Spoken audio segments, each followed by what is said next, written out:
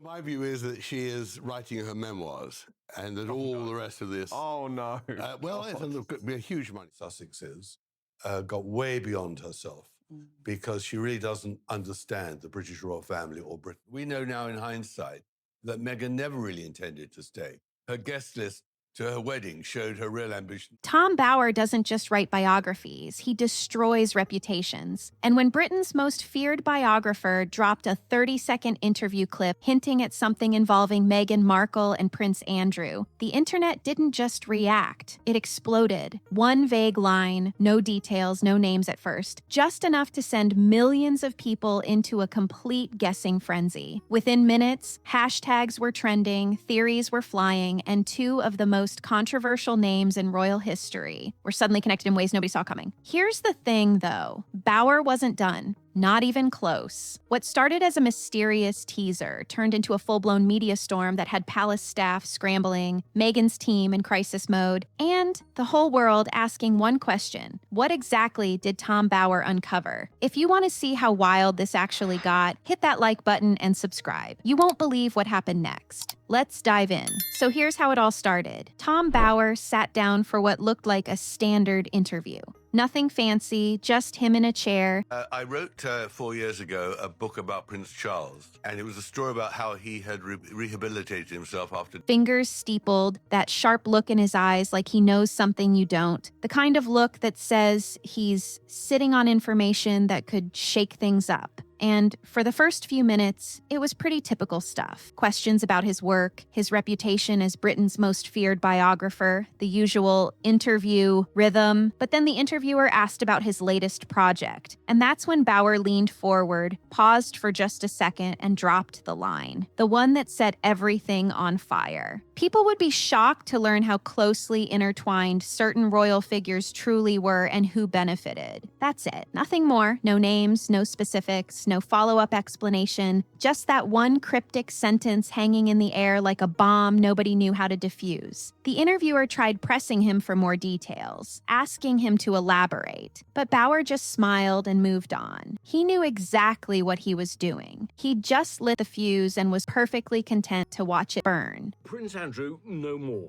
The British royal officially stripped of his title, now officially known as Andrew Mountbatten. Get this, within minutes, the internet lost its mind. And I'm not talking about the usual social media buzz. This was different. Hashtags started trending before the interview clip even finished playing. The video got clipped, re-uploaded, shared across every platform you can imagine. TikTok creators were stitching it with reaction videos. Twitter, or X, whatever we're calling it now, was absolutely flooded with threads breaking down every word Bower said. Royal forums that usually get a few hundred comments a day suddenly had thousands of people online at the same time, all trying to crack the code. We're talking millions of shares within the first hour. Reposts flying across TikTok, X, royal forums, YouTube shorts, Instagram stories, you name it. Everyone was trying to decode what Bower meant. What figures was he talking about? Intertwined how? Who benefited from what exactly? The comment sections turned into full-blown detective agencies with people pulling out timelines.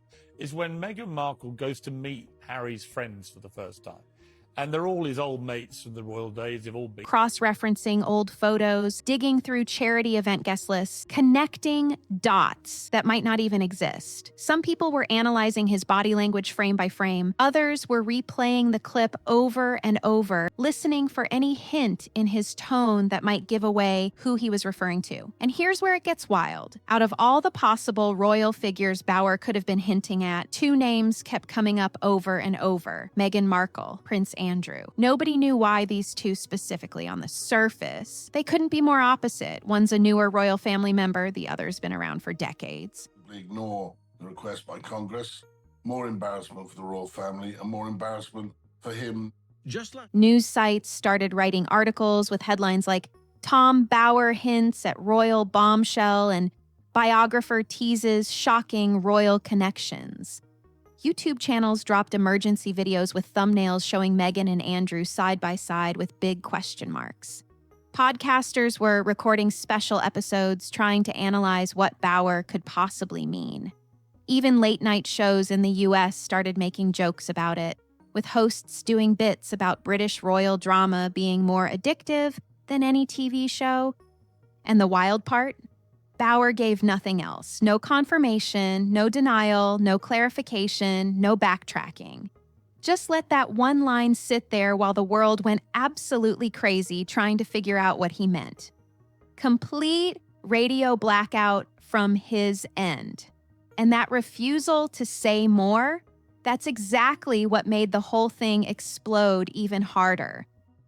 Well, I think Harry is a very complicated person because he's not very intelligent and undoubtedly remains damaged. Because when someone like Tom Bauer, a man who's built his entire career on exposing uncomfortable truths about powerful people, says something that vague and then goes quiet, people assume he's protecting something big, really big.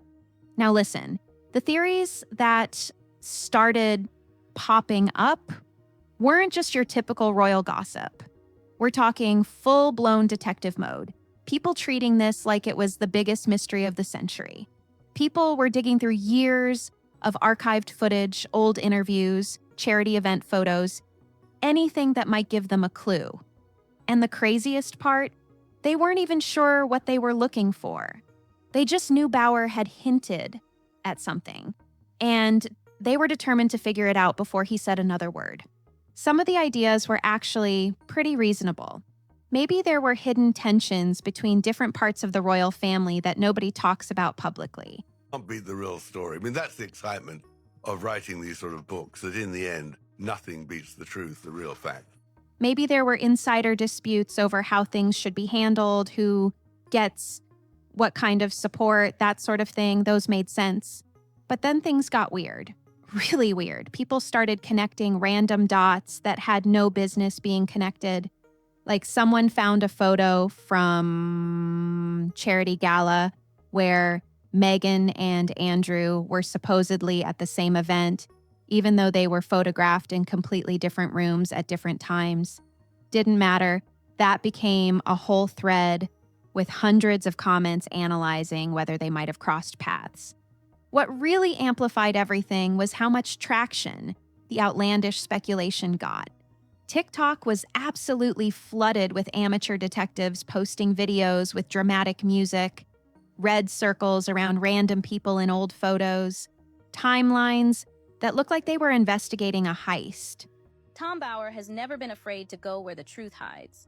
For years, the royal biographer has peeled back the layers of palace life. One video showing a timeline of royal events got over 3 million views in a single day. 3 million. And the comments? Thousands of people adding their own ideas, their own observations, building on top of each other's thoughts until the whole thing became this massive, collaborative investigation that nobody asked for. X wasn't any better. Actually, it might have been worse. Threads with like 50, 60, sometimes 100 tweets trying to piece together what Bauer meant. People were quoting his past books, analyzing his writing style, predicting what kind of story he'd tell based on his previous work. Royal Watch accounts that normally get a few thousand likes were suddenly pulling in hundreds of thousands. Everyone wanted to be the one who cracked the code first. Everyone wanted their version to be the right one. And what's crazy is sometimes things are just completely out of your control, like construction noises while doing an interview. Let's take the guesswork out of it. The narratives around most of these people admitted they had no idea what they were talking about. You'd see comments like, "I don't know anything about the royals, but here's what I think," followed by a 5-paragraph breakdown of palace dynamics. Or, "This is probably wrong, but what if..." And then some elaborate explanation involving timelines, motivations, and connections that would make a screenwriter jealous. It was pure guesswork mixed with creativity, mixed with obsession. And it just kept growing. The royal forums, the ones that have been around for years with dedicated communities, they completely crashed multiple times. Too much traffic, too many people logging in at once trying to read the latest posts or share their own. Moderators were working overtime trying to keep up with the flood. One forum reportedly had to add 3 new servers just to handle the volume. Anniversary of King Charles's reign as to whether he's actually making any form of difference. And if 3. For a website about royal family gossip. Listen, even people who normally don't care about royal drama were getting pulled in. Your average person scrolling through their feed would see a video, watch it out of curiosity, and then suddenly they're 2 hours deep into a rabbit hole, reading about royal family dynamics they didn't even know existed. The algorithm loved it. Every platform's algorithm was pushing this content to everyone because the engagement was insane.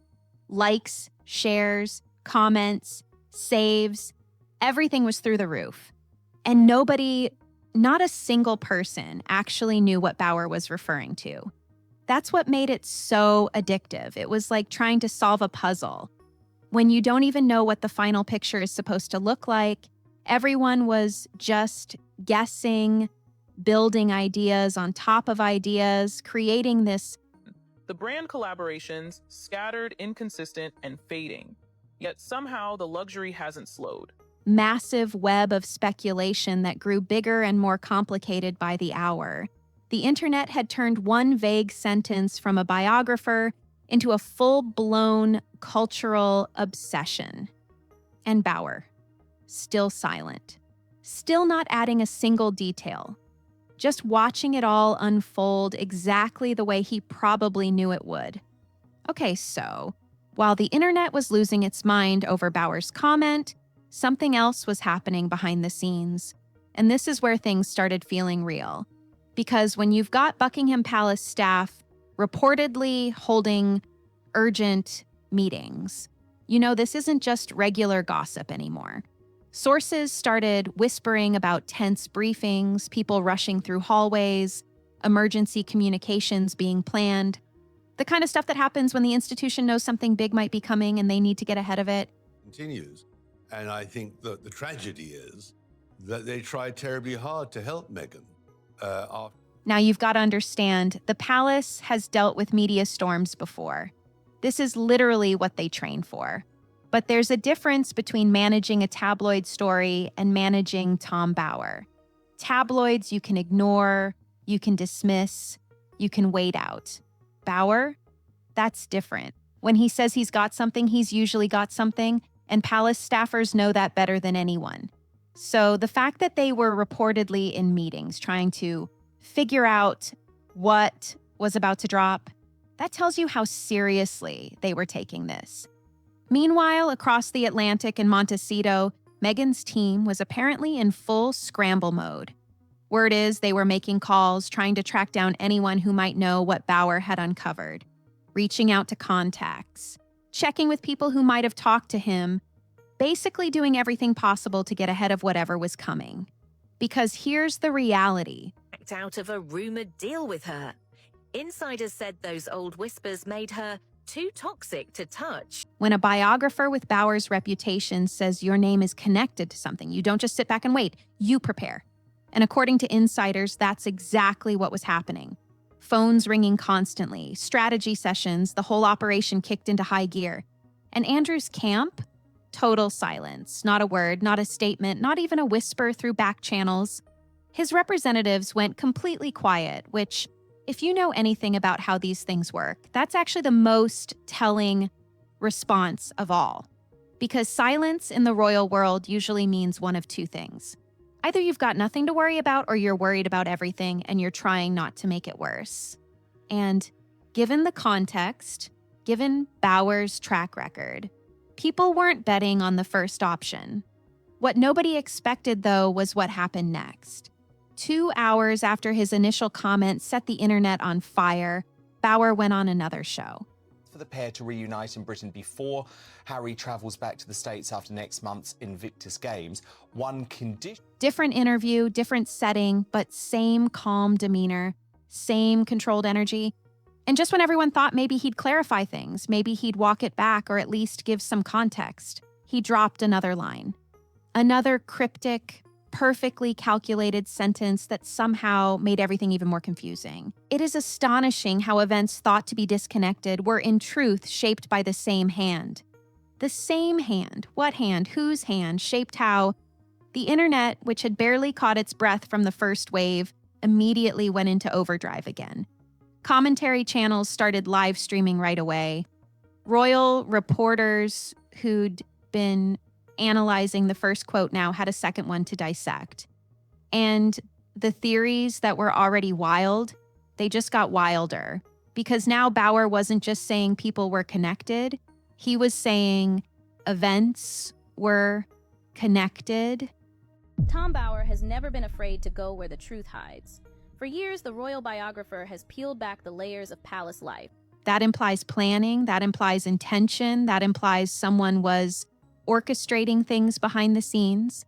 The timing of this second statement was perfect, and it definitely wasn't an accident. Just as the initial frenzy was starting to plateau, just as some people were beginning to think maybe they'd overreacted, Bauer threw fuel on the fire. He knew exactly what he was doing.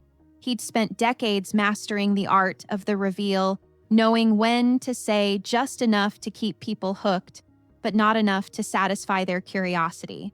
And as the reaction unfolded, as millions of people spiraled into analysis mode all over again, it was clear his strategy was working flawlessly. So, Bauer's second quote didn't just add to the conversation, it completely changed it. Because now people weren't just speculating about connections between two people, they were trying to figure out what events he was talking about. That's exactly what happened when Tom Bauer stumbled onto something unusual. Suddenly, multiple events, which meant they had to go back through years, maybe decades, of royal history trying to identify moments that seemed unrelated, but might actually be tied together somehow. And that opened up a whole new level of digging. The internet went into full investigative mode. People started pulling up old news articles from 2018, 2019, 2020, cross-referencing dates and locations. Someone made a spreadsheet, an actual Google spreadsheet with timelines, events, public appearances, media coverage, all color-coded and shared publicly. Within hours, dozens of people were collaborating on it, adding rows, making notes, highlighting patterns they thought they saw. It was like watching a crowdsourced investigation happen in real time, except nobody actually knew what they were investigating. And then the old footage started resurfacing. Be proud of who you are, work hard. For years, the royal family has battled waves of controversy, but nothing compares to the storm brewing. Clips that had been buried in YouTube archives for years suddenly had millions of views.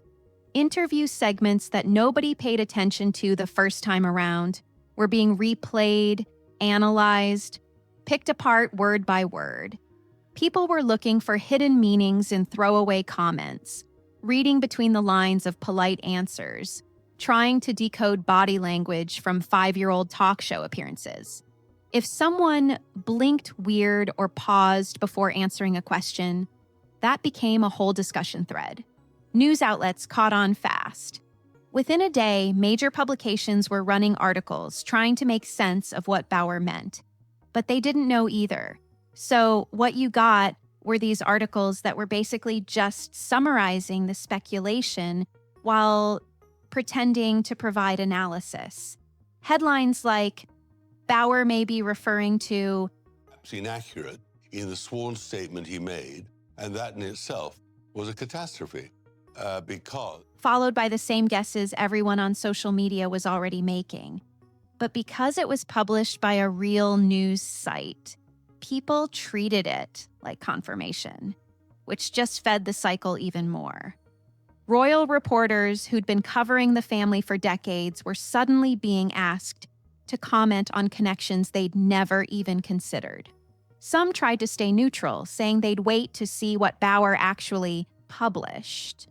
Others leaned into it, offering their own interpretations, which then got clipped and shared as if they were revealing insider information.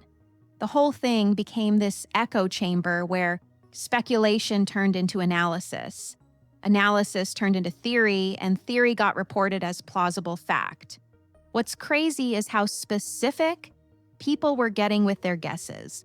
Someone would post something like, what if the event Bauer's referring to is that charity function in March 2019? Royal alliances. What began as whispers has erupted into a scandal shaking the monarchy's core. So, what really... Where both of them were involved, but in different capacities. And then someone else would add, oh yeah, and remember that interview 3 weeks later where there was that weird comment about palace support? And suddenly you've got this entire narrative being constructed from fragments of half-remembered moments that probably had nothing to do with each other. But it sounded convincing. It felt like they were onto something. And that's all it took for the idea to spread. Media archives were being combed through like archaeological sites. People were digging up old documents that had been released publicly, charity event programs, guest lists from fundraisers, anything that might show overlap or connection.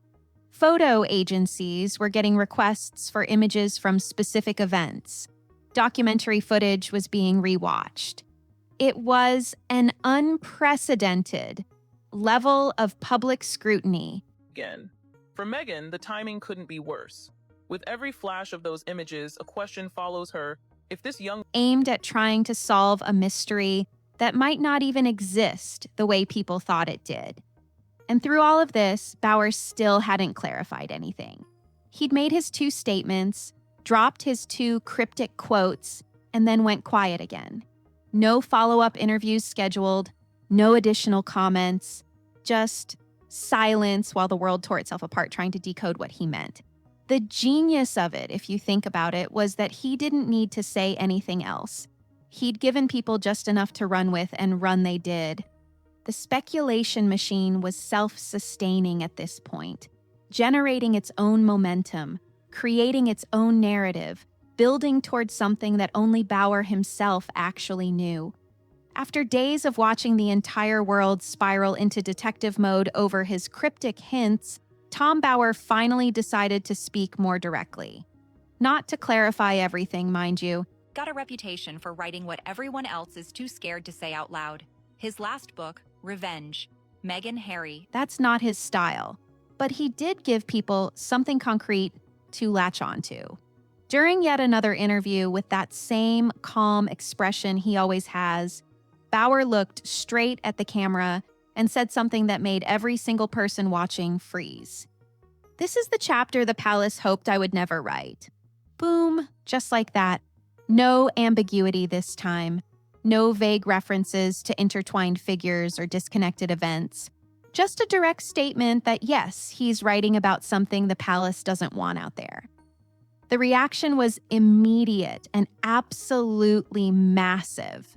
Social media went into absolute meltdown mode. Comment sections filled up so fast, platforms were lagging. The quote got screenshot, shared, reposted, turned into memes, analyzed from every possible angle within minutes. News programs literally interrupted their regular scheduling. Introduced them. And then on the days before they met at their blind meeting, You had anchors cutting into segments to report on what Bauer just said, breaking news banners scrolling across screens, royal correspondents being called into studios on short notice to provide commentary. Some networks went split screen, showing the Bauer interview clip on one side and live reaction coverage on the other. It was being treated like a major news event, not just celebrity gossip. Think about that for a second. A biographer saying one sentence about an upcoming book chapter got the kind of media coverage usually reserved for actual breaking news. But that's the power Bauer has. When he says the palace doesn't want something published, people believe him because his track record speaks for itself. He's published controversial material before, material that made institutions uncomfortable, and he's never backed down. The shift in conversation was instant. Where she appeared beside the very billionaires who'd later shape her social climb. So House wasn't just a club, it was a gate. Before this quote, everyone was asking, what is Bauer hinting at?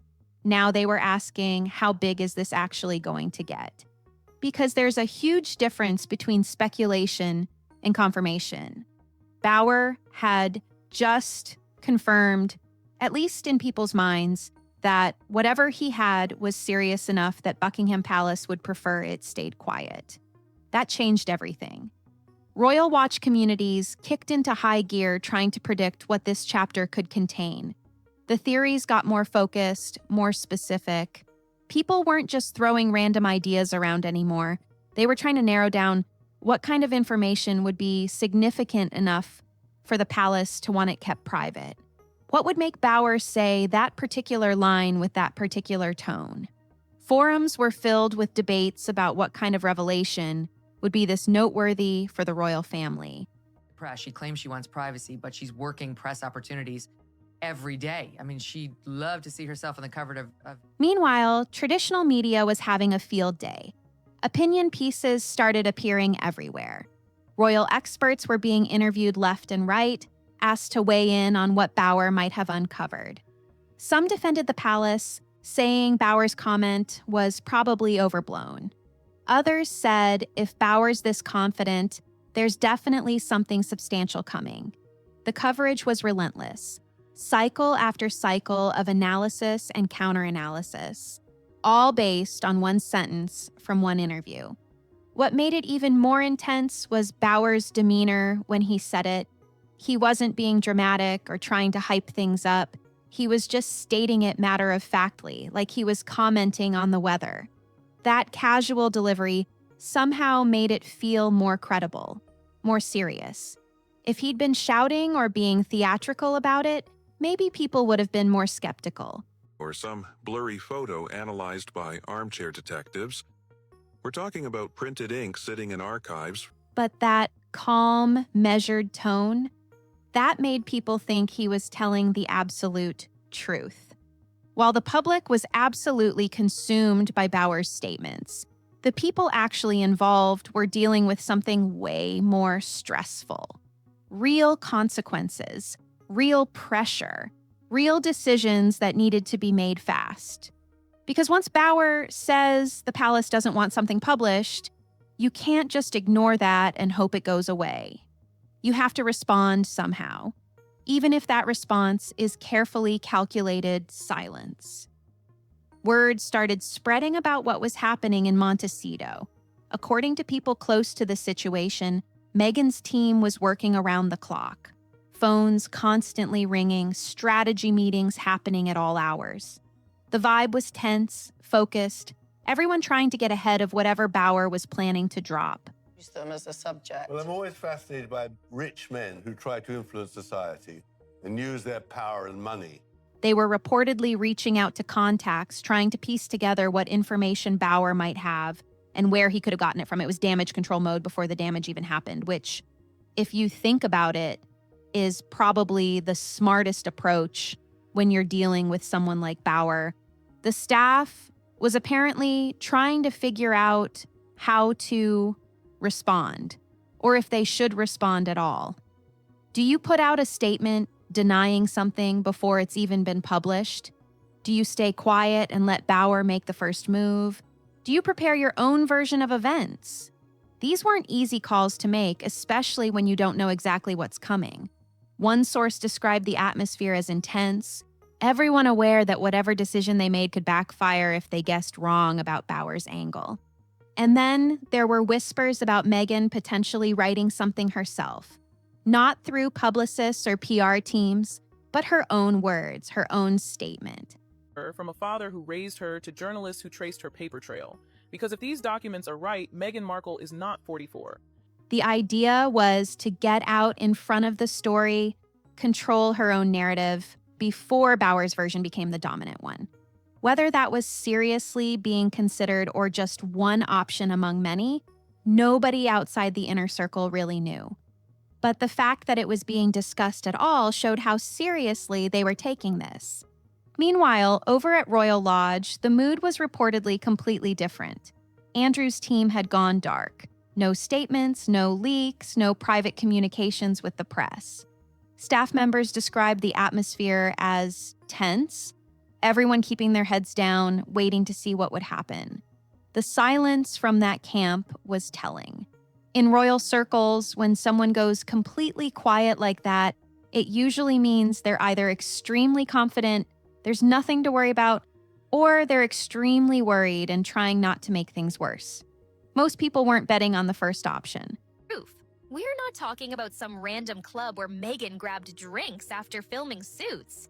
Soho House was... The palace itself chose the classic strategy that's worked for them for decades. Strategic silence. Don't confirm, don't deny, don't engage. Let the story run its course without adding fuel to it. Staffers were reportedly briefed to say nothing if asked, redirect questions, maintain the usual professional distance. It's a tested approach, one that's helped the monarchy navigate countless scandals and controversies. But this situation felt different to people watching it unfold. Bauer wasn't a tabloid that would move on to the next story in a week. He was methodical, thorough, and whatever he had, it was going into a book that would sit on shelves for years. The pressure was building from all sides. Social media kept demanding answers. News cycles kept analyzing every angle. Royal watchers kept predicting what was coming. Royal watchers around the internet are very excited about this book.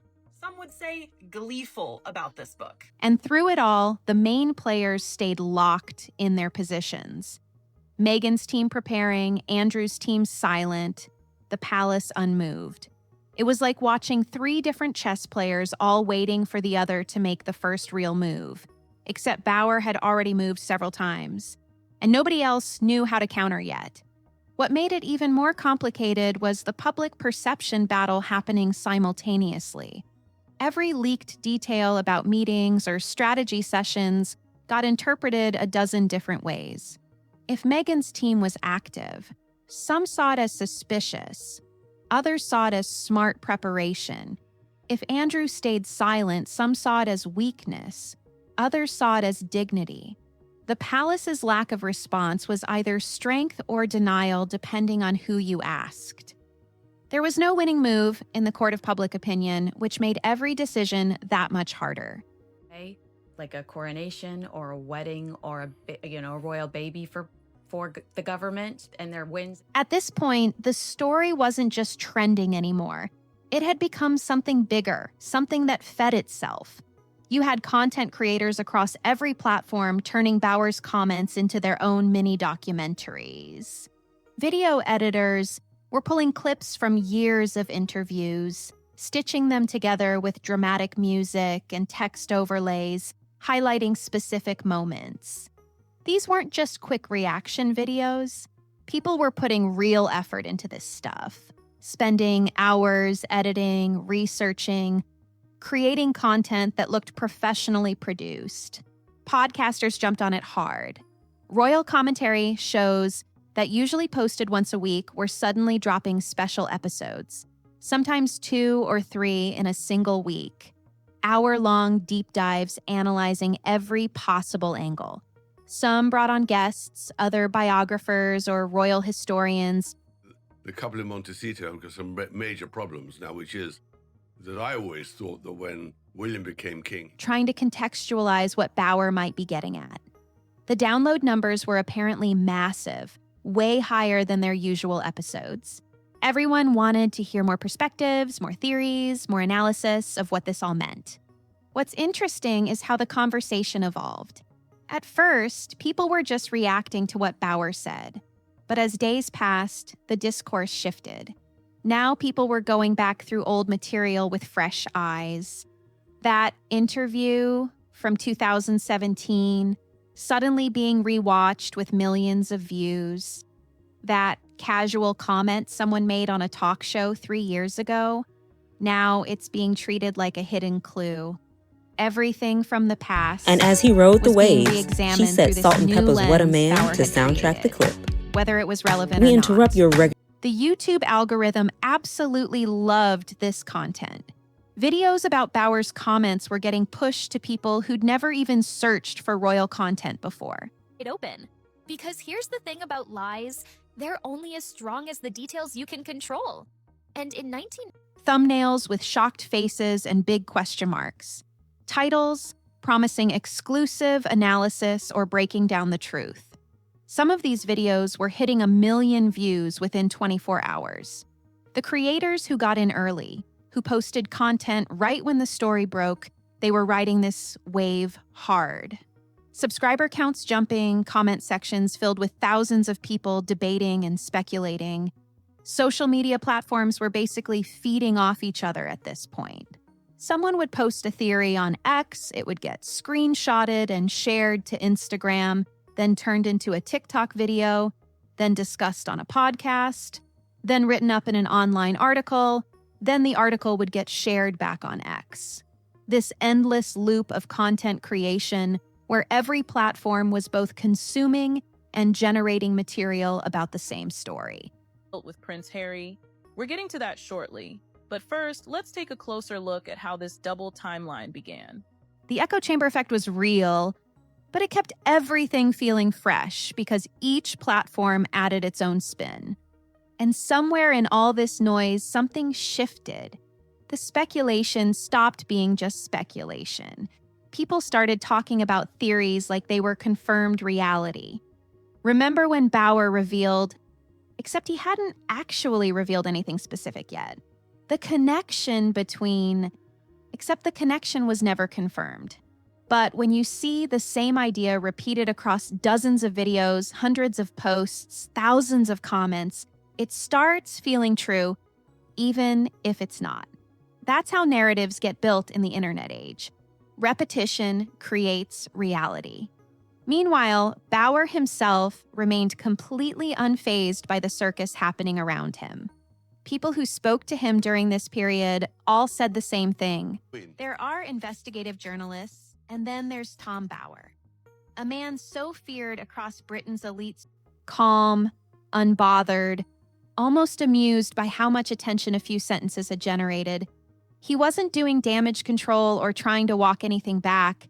He wasn't escalating things either, just sitting back, completely comfortable with the storm he'd created. That confidence, that total lack of concern about the reaction, it only made people more convinced he had something substantial. One editor described talking to him as surreal. You've got this massive media circus with millions of people obsessing over every word he said, and Bauer's treating it like just another day, standing by every statement, not clarifying, not elaborating, just waiting, because he knows how this works. He's done this before. The hype builds, the speculation grows, and when his work finally comes out, everyone's already primed to consume it. It's not an accident, it's strategy. Of hidden pasts, shattered trust, and the brutal clash between royalty and reputation. Before we continue, and watching it play out in real time, watching millions of people build up a story that might not even be what they think it is, that's the real fascinating part. So, where does all this leave us? Well, Tom Bauer's different from the usual royal commentary. Unlike tabloid stories that dominate headlines for a week and then vanish, his work doesn't disappear. It sits on bookshelves. It gets referenced in documentaries. It becomes part of the permanent record that people go back to years later when they're trying to understand what really happened. That's what makes this different from your typical royal drama cycle. The palace can respond however they want. Stay silent, put out statements, try to shape how the story gets covered. But there's one thing they can't do, and that's stop Bauer from publishing. Can't control what he writes or how he frames it. As I said before, the problem about Meghan is she always looks good. She always survives. You never. And that's something they're not used to dealing with. Usually there are ways to work with the media, relationships that help manage stories. With Bauer, none of that works. He operates completely on his own terms, which is probably why that quote about the chapter the palace hoped I would never write hit so hard. It wasn't posturing. It was just stating reality. For Meghan and Andrew, this isn't something that'll fade after a few news cycles. Whatever Bauer publishes, it's going to be discussed, analyzed, and referenced for years, maybe decades. It becomes part of how their stories get told going forward. That's the weight of biographical work versus entertainment gossip. One entertains for a moment, the other shapes historical understanding, and both of them know that distinction matters. The conversation that started with one cryptic sentence in an interview. The British monarchy has stood as a beacon of tradition, stability, and unyielding protocol. Has already grown into something way bigger than anyone expected. Millions of people invested, debating, speculating about connections and events they might never fully understand. What's remarkable is that Bauer still hasn't actually revealed the details. Everything we've seen so far, all the frenzy and speculation and response strategies, that's all been reaction to hints. Imagine what happens when the actual chapter comes out. That's what Bauer understands better than almost anyone. The anticipation, the mystery, the carefully timed statements that keep people engaged without giving everything away. He's turned the lead up to a book chapter into a cultural moment. And whether you think he's a fearless truth teller or just someone who knows how to work the media cycle, you can't deny it's been effective. The whole world's watching now, waiting to see what he's really got. And that was probably the plan all along. If this whole situation was as interesting to you as it was to me, let me know what you think in the comments. Hit that subscribe button if you want more breakdowns like this, and I'll see you in the next one.